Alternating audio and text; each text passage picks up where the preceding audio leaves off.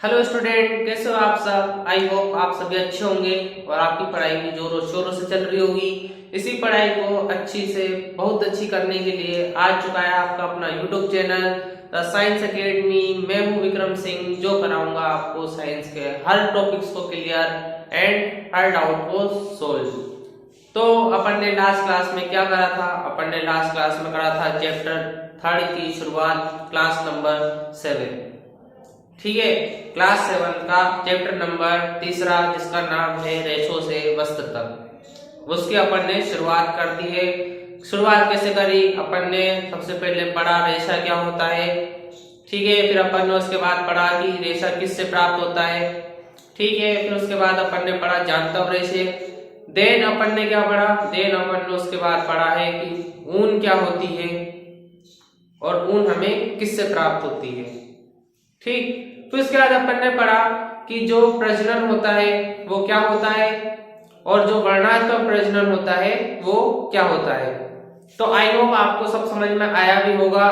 तो अपन आज शुरू करने वाले हैं इसी चैप्टर का अपना, अब जो टॉपिक आने वाला है वो अपन पढ़ने वाले हैं। तो शुरुआत करते हैं अपन अपने नए टॉपिक से। ठीक है, तो अपना नया टॉपिक है जो कि आज अपन पढ़ेंगे, वो अपन पढ़ेंगे ऊन जो प्रदान करने वाले जंतु हैं, जो नस्ल हैं उनके बारे में, कि ऊन हमें किस किस से प्राप्त हो सकती है, किस किस जानवर से हमें ऊन प्राप्त हो सकती है, या कौन कौन जानवर हमें ऊन प्रदान करते हैं। ठीक है, तो टॉपिक डालो मेरे साथ आज का, ऊन प्रदान करने वाले, ऊन प्रदान करने वाले जंतु। क्या है? ऊन प्रदान करने वाले जंतु। सबको पता होगा ऊन हमें किससे प्राप्त होती है। सब बच्चे ये कहते हैं कि ऊन भेड़ से प्राप्त होती है, ऊन भेड़ से प्राप्त होती है। नहीं, कुछ नस्लें होती है। हमने पढ़ा था ना वर्णात्मक प्रजनन, कि किसी के विशेष गुण से कुछ नया चीजें उत्पन्न हो रहा है, निर्माण हो रहा है, तो क्या कहलाएगा? वर्णात्मक प्रजनन। ठीक है, तो उसी से रिलेटेड क्या होता है? नस्लें बनाई जाती है वर्णात्मक प्रजनन के द्वारा। ठीक, तो प्रजनन अपन ने समझ लिया था। तो आपको अगर प्रजनन समझ में आ गया होगा, अगर आपको वर्णात्मक प्रजनन समझ में आ गया होगा, तो आपको ये नस्लें भी समझ में आ जाएंगी, नस्लें कैसे बनी। अगर वो समझ में नहीं आया तो जाकर के वापस से वो वीडियो देखो। ठीक, तो तब ये समझ में आपको आ जाएगा। ठीक है, तो अपन पढ़ने वाले हैं ऊन प्रदान करने वाले जंतु। ठीक, तो सबसे पहले नाम लिखते हैं अपन।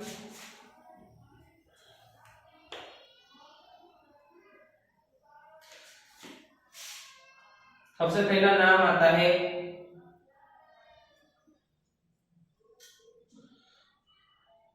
याक।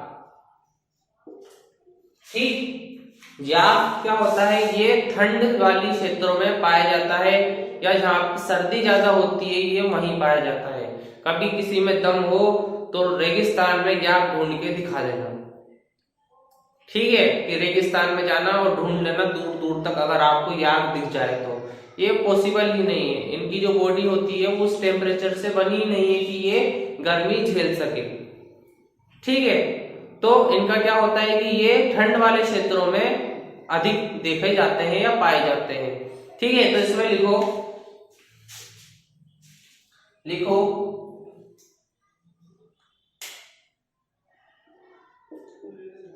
याक की ऊन तिब्बत, याक की ऊन तिब्बत और याक की ऊन तिब्बत और लद्दाख, तिब्बत और लद्दाख में प्रचलित है। क्या है? याक की ऊन तिब्बत और लद्दाख में प्रचलित है।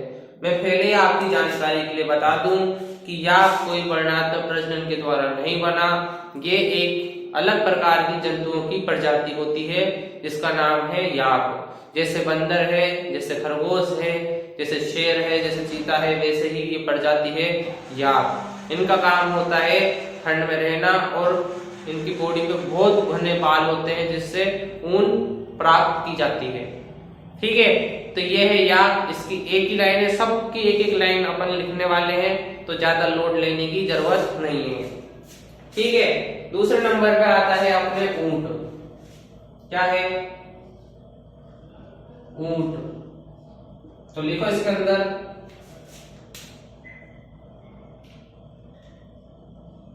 लिखो दक्षिणी अमेरिका। दक्षिणी अमेरिका में लामा तथा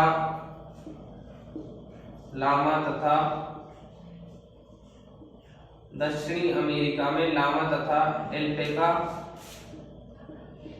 ऊन के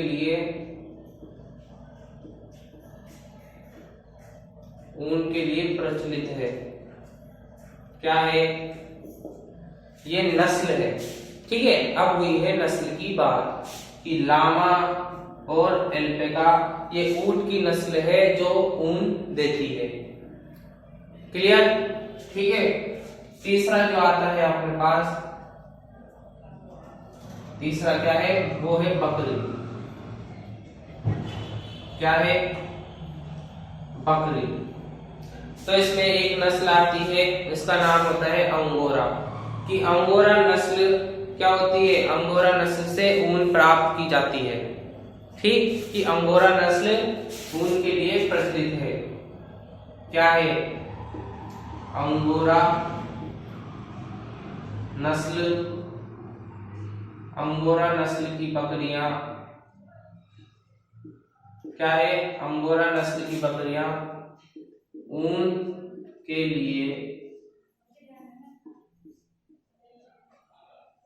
प्रचलित है। क्या है?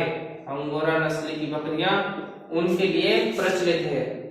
ठीक है, फिर उसके बाद आती है इसी के अंदर एक होती है कश्मीरी बकरी। क्या है? कश्मीरी बकरी।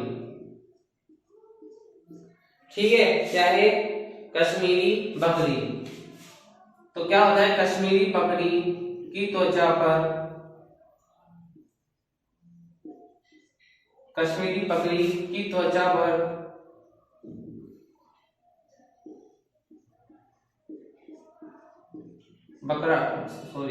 कश्मीरी बकरी की त्वचा पर मुलायम बाल पाए जाते हैं। मुलायम बाल पाए जाते हैं। मुलायम बाल पाए जाते हैं जिससे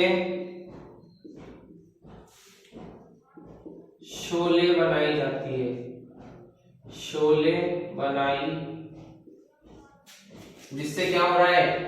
शोले बनाई जाती है। मैं आपकी जानकारी के लिए बता दूं कि ये जय वीरू वाली शोले पिक्चर की बात नहीं हो रही है। ये बात हो रही है जो शोल सर्दियों में लेडीज ओढ़ती है या कोई भी ओढ़ता है, वो शोल की बात हो रही है। ठीक है, तो आप ये मत सोचना कि कश्मीरी बकरी से शोले मूवी बन रही है। ठीक, ऐसी कोई बात नहीं है। बात क्या है कि शोले जो अपन ओढ़ते हैं सर्दियों में, उसकी बात हो रही है। वो किससे बनाई जा रही है? वो कश्मीरी बकरी के बाल से बनाई जा रही है। ठीक है, तो जो ये शोले बनाई जाती है, इसे क्या कहते हैं? इसे कहते हैं पश्मीना शोले। क्या कह रहे हैं? इसको नया नाम दे दिया, पश्मीना शोले कहते हैं। ठीक है, नोट करते चलो। फिर उसके बाद आता है अपने पश्मीना शोले हो गई।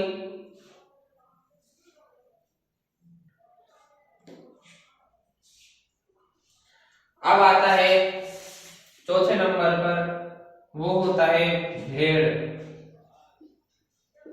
क्या है? भेड़। ठीक है, सबसे ज्यादा मात्रा में भेड़ से ऊन प्राप्त की जाती है। ठीक है, भेड़ की नई नई नस्लें बनाई जाती है। तो उन्हीं कुछ नस्लों को मैं आपके सामने लिखने जा रहा हूं कि वो नस्ल की क्या नाम है, उससे क्या बनाया जा रहा है। तो नोट करो मेरे साथ।